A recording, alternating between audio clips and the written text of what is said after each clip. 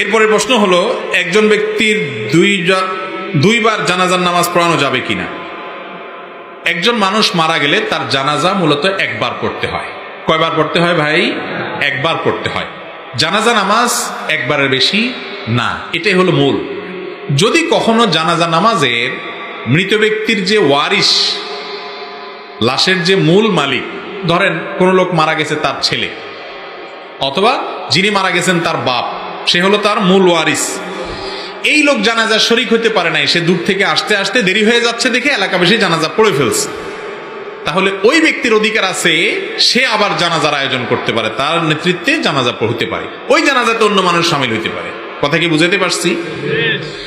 এইভাবে একাধিক জানাজা হয়।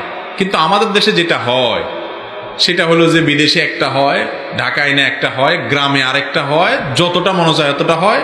আর রাজনৈতিক জানাজার তো কোনো হিসাব নিকাশই নাই। বাইতুল কারণ উত্তর গেটে একটা, দক্ষিণ গেটে একটা, সংসদে একটা, শহীদ মিনার নিয়ে আরেকটা, আবার বিনা হুজুর জানাজাও আছে, হাত নামাদিন্না জানাজাও আছে, নাস্তিকের জানাজাও আছে, কত আইটেমের জানাজা আমাদের দেশে আছে। ভাইরে, একটা মানুষের মৃত্যুর পর তাকে বিদায় দিবেন, সেখানে পর্যন্ত আল্লাহ রসুলের নিয়ম মানতেছেন না, আবার জান্নাত আশা করতেছেন।